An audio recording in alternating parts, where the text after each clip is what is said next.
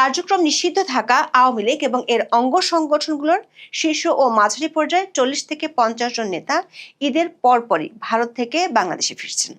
আওয়ামী লীগ ও বাংলাদেশ পুলিশের একাধিক সূত্রে এ তথ্য জানা গেছে। সূত্রগুলো বলছে 12 ফেব্রুয়ারি ত্রয়োদশ জাতীয় সংসদ নির্বাচনের পর থেকে কুমিল্লা ও সিলেট সীমান্ত দিয়ে কমপক্ষে 20 জন নেতা বাংলাদেশে ফিরেছেন।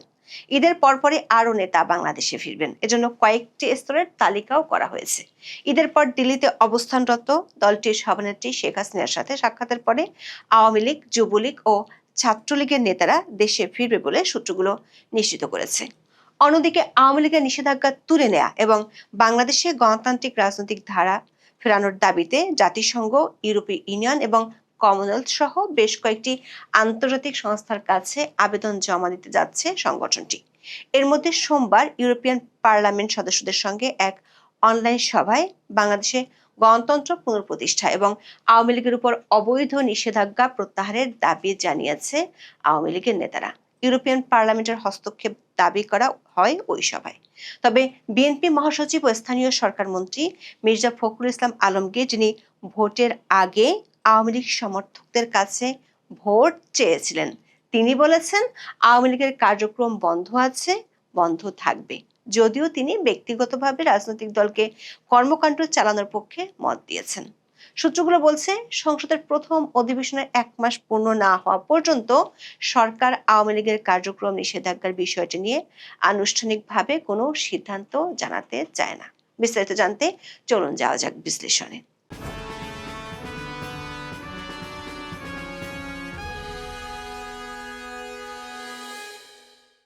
গত বছরের 12ই মে নির্বাহী আদেশ এবং সন্ত্রাস দমন আইন সংশোধন করে আওয়ামী লীগের কার্যক্রম নিষিদ্ধ করেছিল বাংলাদেশের অন্তর্বর্তী সরকার।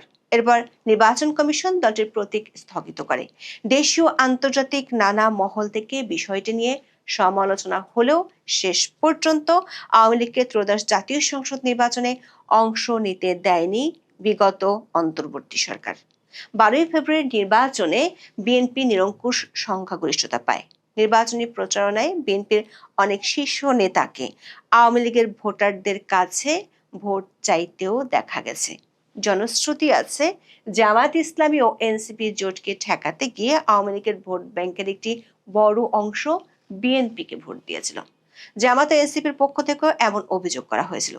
তাদের অভিযোগ হলো তলে তলে আওয়ামী লীগের সাথে আতাত করে বিএনপি নির্বাচনে জিতেছে। বিশেষ করে নির্বাচনের পর দেশের অনেকগুলো জেলা ও উপজেলায় আওয়ামী লীগের কার্যালয় খোলা এবং সেখানে মিছিল সমাবেশ করার পর এনসিপির পক্ষ থেকে জোরালোভাবে এমন অভিযোগ করা হয়। গণমাধ্যমগুলোতে প্রকাশিত তথ্য অনুযায়ী 12ই ফেব্রুয়ারি নির্বাচনের পর থেকে দেশের 29টি জেলায় কার্যক্রম নিষিদ্ধ থাকা আওয়ামী লীগের কার্যালয় খোলার ঘটনা ঘটেছে। তবে এর মধ্যে কয়েকটি জেলায় আবার ভাঙচুরের ঘটনাও ঘটেছে। আবার আওয়ামী লীগের 2 জন এমপি সহ বেশ কয়েকজন জামিনও পেয়েছেন। তবে বিরোধী পক্ষ থেকে জামিন দেওয়ার বিরোধিতার কারণে অনেকে জামিন পাওয়ার পর তাদের আবার নতুন করে শোন অ্যারেস্ট দেখানো হচ্ছে। আওয়ামী লীগ ও পুলিশের একাধিক সূত্রে জানা গেছে, নির্বাচনের পরপরই শেখ হাসিনা দলের এক অনলাইন সভায় নেতাকর্মীদের দেশে ফেরার প্রস্তুতি নিতে বলেছিলেন। এরপর দিল্লিতে শেখ হাসিনার সাথে দলটির শীর্ষস্থানীয় নেতাদের এ নিয়ে বৈঠক হয়েছে। সে বৈঠকে কোন পর্যায়ে কারা ফিরবেন তাও ঠিক করা হয়। জানা গেছে, ফেরার জন্য যে তালিকা তৈরি করা হয়েছে সেখানে আগে গুরুত্ব দেওয়া হচ্ছে বাংলাদেশের কোন কোন এলাকায় জুলাই আন্দোলনের সময় কোনো হত্যাকাণ্ড হয়নি তার উপর। যেসব এলাকায় হত্যাকাণ্ড হয়নি, অর্থাৎ জুলাই আন্দোলনকে ঘিরে যেসব এলাকায় কোনো হত্যা মামলা দায়ের হয়নি, সেসব এলাকায় নেতাদের প্রথমে ফেরানোর উদ্যোগ নেওয়া হচ্ছে। জানা গেছে, নির্বাচনের পর সীমান্ত দিয়ে এ পর্যন্ত কমপক্ষে আওয়ামী লীগ ও এর অঙ্গ সংগঠনগুলোর 40 জন নেতা বাংলাদেশে ঢুকেছে। ফেব্রুয়ারির শেষ সপ্তাহ থেকে এই ফেরা শুরু হয়। কুমিল্লা ও সিলেট সীমান্ত দিয়ে বেশিরভাগ নেতা দেশে এসেছে বলে জানা গেছে। প্রথম লটে দলটির মাঝারি সারির নেতারাই বেশি বাংলাদেশে এসেছে। দলটির একাধিক সূত্র বলছে, ঈদের পরপরই আরেকটি লটে দেশে ফিরছেন দলটির অনেক নেতা। সংখ্যাটি 40 থেকে 50 জন হতে পারে বলে ধারণা পাওয়া গেছে। এদের বেশিরভাগ বিভিন্ন পৌরসভা ও উপজেলা চেয়ারম্যান এবং ছাত্রলীগের পদাধিকারী নেতা। এদের পর এই গ্রুপটি দিল্লিতে অবস্থানরত দলটির সভানেত্রী শেখ হাসিনার সাথে সাক্ষাৎ করবেন। সাক্ষাৎ শেষে তারা সীমান্ত দিয়ে দেশে ফিরবেন। জানা গেছে আওয়ামী লীগের শীর্ষস্থানীয় 4 জন নেতা ভারতে বিষয়টির সমন্বয় করছেন।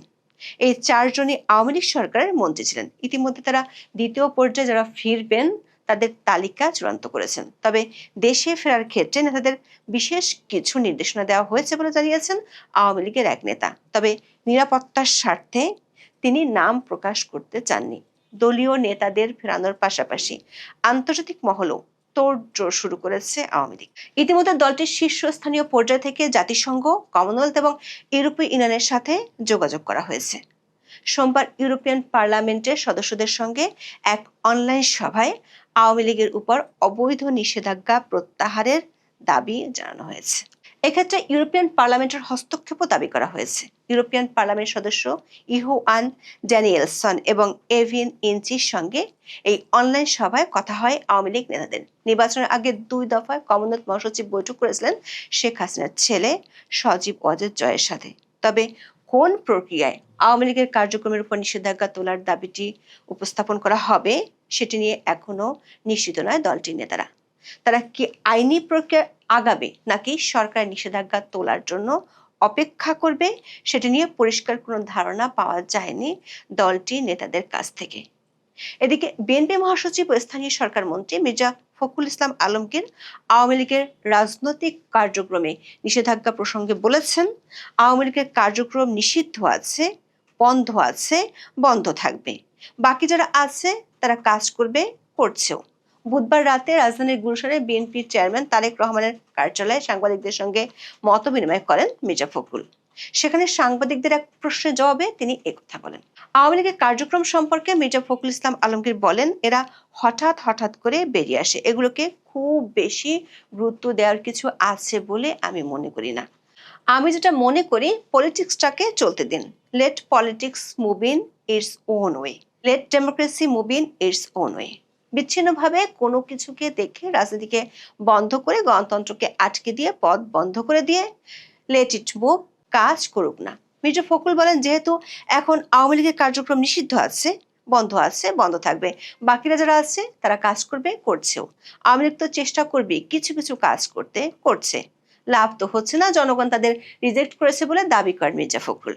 যদিও মির্জা ফখরুল প্রকাশ্যে নির্বাচনের আগে আওয়ামী লীগের ভোটারদের কাছে ভোট চেয়েছিলেন। সরকার একটি অংশ মনে করে ত্রয়োদশ জাতীয় সংসদের প্রথম অধিবেশনের 1 মাস পূরণ হবে 11 এপ্রিল। ওই পর্যন্ত কিছু আইনগত দিক নিয়ে সরকারকে সিদ্ধান্ত নিতে হবে। সে কারণে সরকারের পক্ষ থেকে আওয়ামী লীগের নিষেধাজ্ঞার ইস্যুটি নিয়ে তার আগে কোনো সিদ্ধান্ত আসার সম্ভাবনা কম। তবে অন্তর্বর্তী সরকার 133টি অধ্যাদেশ এরই মধ্যে বিশেষ কমিটিতে পাঠানো হয়েছে। সেই অধ্যাদেশগুলোর মধ্যে একটি হলো সন্ত্রাস দমন সংশোধনী অধ্যাদেশ, যেটিতে অন্তর্বর্তী সরকার রাজনৈতিক দলের কার্যক্রম নিষিদ্ধের বিধান যুক্ত করেছিল। এসব অধ্যাদেশ নিয়ে 2 এপ্রিলের মধ্যে বিশেষ কমিটি তাদের সিদ্ধান্ত চূড়ান্ত করে ফেলবে। এখন এ পর্যন্ত। সবাই ভালো থাকুন, সুস্থ থাকুন, নিরাপদে থাকুন। দেখা হবে আগামী পর্বে।